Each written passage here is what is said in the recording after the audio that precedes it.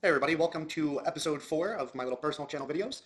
Today I'm going to be discussing a topic I tweeted out a while ago, but I think that was before I had too many followers, and I think it's just really worth going into detail. And that is building your own board of directors, and as part of that, how to find a mentor. So what do I mean by this? So a lot of people have spoken on this concept regarding having your own board of directors, much like a business would. Essentially a set of experts that you can consult for different areas of your life where they might have expertise or levels of knowledge that you lack. And so this can come in many forms. You might have somebody on your board for health or your finances or just general life questions or relationships. And so this could be anybody such as your personal trainer or nutritionist you use or even your psychologist. And I think there's all sorts of different areas that might be important to you, depending on your hobbies, your career, and everything else. And it's important to think about who do I have in these areas that I can rely on. And if the answer is nobody, it's worth really fleshing out. Tony Robbins, in some of his conferences and his seminars, he discusses just how important this is. Because the reality is, if you don't have a mentor, there's almost no way you're going to progress as fast as if you did. Because so often, what we're trying to do, somebody's already walked that path before for us, and they can give us so much advice from their own learning experiences, and it really just does allow us to move more effectively, more intelligently, and make a lot less mistakes along the way, or it just saves us time. I mean, especially on some of the health and fitness stuff. If you have a trainer that has his master's in just nutrition science, exercise science, guess what? I definitely don't have my master's in that, and I'm definitely not going to get one. So it's really good to be able to have somebody like that on hand, especially when a trainer can be super reasonably priced in a lot of areas too. One other way I take advantage of this is one of my friends actually started up what we call our Junto, which is kind of a Ben Franklin idea. And all it is we just have, I think there's 5 of us, and every month we just meet to catch up, update each other on our lives, what we're accomplishing. We might have certain topics that are more timely than others. And so in other words, I have 4 other really smart guys telling me about their career and the good decisions they're making, the questions they're asking, what they're learning, and it just allows me to improve and learn and advance my own career and interests so much better, not to mention it opens up your network so much more. So my question to you is, could you all form a little Junto group with some of your own friends? Or how could you add more people to your board? Like a psychologist is a really great one, somebody that you can confide into. This is even as simple as a best friend or a family member, just someone you really, really trust. Most people in their careers, I think, find mentors along the way. And so how do we actually develop kind of these mentorship relationships is something I also want to dive deeper into. So on September 8th, 2022, I had a tweet, how to find a mentor, and I really think some of the insights I provided there are just not really found elsewhere. I don't think this stuff is common knowledge, and I have proof that it's not common knowledge just because I see all the people approaching me and making all these mistakes. So I really think if people start to incorporate this and think about it, it's really going to be game changing. So let's start with this tweet. So step 1, the most common mistake is not aiming only 1 to 2 levels above you. So essentially those closest to your position, they have more in common with you, their experience to yours is more relevant, they're less in demand, and you're way more likely to be able to add value to them. And so the example I gave following that is if you're a real estate agent, you don't need to be asking the CEO of the real estate company for advice, right? What you really want to know is from some sales agent a little bit better than you, or even meaningfully better than you, but somebody accessible, right? There's just no way the CEO has the capacity to help out a bunch of agents, right? But other people might. And so what often happens when people are reaching too high, the other thing that occurs is there's just no way you can add value to them, right? It would be like me reaching out to the president of the US and saying, oh, how can I help you, sir? When it's like the reality is he has all these other resources. He has probably some of the least available time and capacity out of anybody in the country. So it just doesn't make sense, right? But if I were to ask, say, a trader 1 level above me, hey man, mind if we review the month together? That person might get a lot of value from reviewing it with me, even if it means I'm a little bit less experienced than they are. So that's the big mistake I always see. And so then the second is you really want to focus on people in your network or your environment with shared interests. For example, if somebody went to Indiana University, I have a proclivity to help them just due to a shared experience and a shared bond. If somebody is in Chicago or I met them at a Chicago happy hour meetup thing that I did, it's so much more likely I'm willing to help them. If a mutual friend comes to me and says, hey Lance, any way you can help me out on this? For example, I deal with a investment banker and I do business with him, and his son is into day trading and saw some of my videos. You want to know what I said to the guy? Because we have such a good relationship. I said, hey man, anytime your son wants to hop on a phone call, I'm happy to chat with him or grab lunch with him. So these shared commonalities really, really matter versus a cold approach. Think about how many people the most likely targets are being approached by just cold asks, right? If the amount of times over Twitter someone said, hey man, will you mentor me, when I don't know their name, I don't know their experience level, I don't know if there's anything I can possibly gain or learn from them, why would I help any of these 100+ people that have asked, right? The other big thing that's so important, I can't believe people mess this up, is keeping it concise. You would not believe some of the 3-4 page long emails I get where someone's giving me their whole life story, right? And I'm not saying that I don't care about the life story, but if you don't know this person and you're time constrained, most people are not going to work their way through that. And here's the other thing, is if somebody's sending me a 5-page email as just a cold email intro, imagine what that phone call is going to be like. That intro phone call is going to be a 7-hour phone call where I might not have any escape other than, losing reception, bye-bye, right? So one of the rules I really, really like is the no scroll rule. On any intro email, you really want to keep it so concise and to the point. what is my connection with you? What's kind of my ask or my angle? What are some ways I could be of value? And ideally, I really wouldn't even try to have a cold ask. I would really try to build rapport even more. And I'll get into that in a little bit. But the other thing too is like you need to be putting time and effort into the intro. I get so many typos, I get so many grammar errors, and it's like, not that grammar is the end all be all, but if I'm looking for a simple heuristic to just say, oh man, like I don't want to waste my time with this dude, like if you don't know the difference between there, and there, it's like, you know what, I really don't want to probably work with this person. If you're asking something that can be easily Googled, again, I probably don't want to waste my time with this person, because if they're doing that on an intro email, that's how the whole relationship is potentially going to be. I don't want anybody that isn't doing the work for themselves. They need to be doing the work first and asking me questions where it's really essential. Imagine asking like a pro basketball player, hey man, any advice for dribbling? And it's like, well, there's probably 500 really good dribbling videos on YouTube, I'd assume.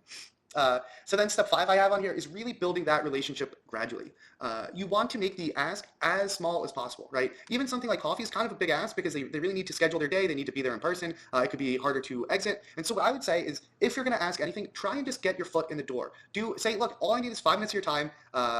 That'll be it. I just have a couple questions and just get your foot in the door and start to build rapport from there. Then the next biggest thing to help people is you need to be giving more value than you take. And so probably the most common refrain I get from people is, oh, there's no way I can add value to them. Well, again, see point 1 above. Either that person is too many levels above you and you're asking somebody just too far above that you truly can't add value, or what's more common for most people is they're just not putting the effort in to think up how they can add value. And I'm going to give you some examples to flesh this out a little bit later. But really no one-sided relationship is going to be sustainable. You really need to figure out their why. Why is this person taking their time to help you? And it doesn't need to be a financial why, right? There's a lot of mentors that are doing it just because they feel fulfilled or they like seeing people do well. And so if we know their why, if we know they're doing this because it makes them feel good, I think one great thing you realize then is, wait, I know their why, they like feeling good about this. So that means I'm going to not constantly, but I'm going to appropriately and timely send them updates on my progress. So anytime I have a win, they see my wins as well and they celebrate with me. Another good thing to do is just know their interests and what they're into. Is there any expertise of knowledge that you have that they don't? To give you one example, I recently started working with this physical therapist that my friend recommended, speaking of networks, and this guy is a real, just a real wizard with this stuff. You can tell, I mean, he was going to be a professional athlete, got injured, and he's like, look, my desire is to always be the best. Now my goal is to be the best, PT in the world. And talking to this guy, I learned so much, right? And even when we first spoke, like, of course, I'm paying him to work on me, but I said, hey man, anytime you're working on me, I want to know exactly what you're doing and why, so that I can learn as well. And this guy most people love to hear that when people have a shared interest. Then it turns out the dude's interested in the stock market. So then I have reciprocal expertise that I can offer him. Or maybe there's books, or maybe there's magazines, or maybe there's, he's a big foodie, right? So we're talking food. So I'm finding commonalities and we're building that rapport, and we find out that there's ways that both of us value from this relationship, right? And one of the biggest things too, especially if you're lower on the totem pole, is find ways to save them time or make their life easier. This was so big for trainees. What so many people missed with why they don't want to train traders or whatever, and why I didn't mind it, is because I was training people in a way that would then make my life easier and better, right? Not only were my trainees getting all my morning news, were they doing all the heavy lifting, but they were also helping me spot more opportunities. All the work I didn't want to do in my day, they were being assigned it and delegating it because I was giving them so much value in just learning, right? And those relationships are very, very powerful. That might be everything from, right, sharing studies, doing back testing, keeping them up to date on tech ideas, picking up the lunches. It sounds silly, but really all the time, I didn't want to be going out for lunch and leaving the desk. So having a trainee recognize that sometimes you just need to do the shitty job and deal with a smile on your face and do it well, that's priceless. Then, like I mentioned, gratitude and staying in touch. Let them know the outcomes or how their advice helped, right? Nobody wants to be there to pick you up off the ground but not hear about your successes. And I think a lot of people fall into that trap. Share with them your wins if you expect them to be there for the losses. And finally, just chill out and use common sense.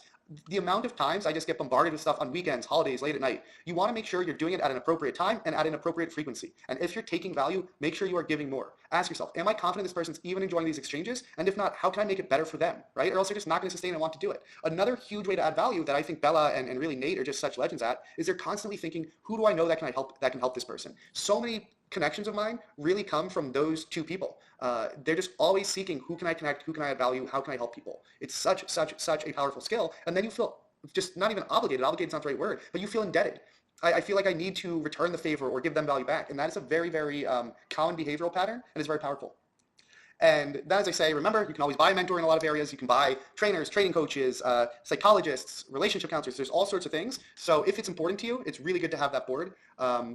So I hope all those ideas kind of help on mentorship, because the biggest thing I've heard from most retail traders is they don't have good advice and people guiding them. And I think to bring this back specific to trading, that's the power of going to Traders for a Cause. That Vegas meetup or any of these meetups are so good to meet people of different experience levels. And even if they can't help you, it's so possible that there's somebody in their network that can. So really make sure you're reaching out to your pod, you're asking other people for intros. But first, add value. I see it all the time that people say, oh yeah, the reason why people don't share stuff is because then they would lose so much. And it's just such a one-dimensional, like it's always the people struggling and the biggest pessimists that are like, oh yeah, like no, sharing information and collaborating sucks. It screws you. And it's like, well, the reason why you're not doing well and you're not working and you're not gaining anywhere is because you're not willing to give and trust people and build these relationships. To give an analogy with Bella back in the day, because I know people have seen that video floating around when I got him to come out to Indiana. I wanted to make it as painless as possible. When I sent that cold email, first I said, look, I appreciate your work. I love your book. So I researched Bella. I knew about what SMB did. I knew this was going to be a good promotional opportunity as to build his recruiting drive.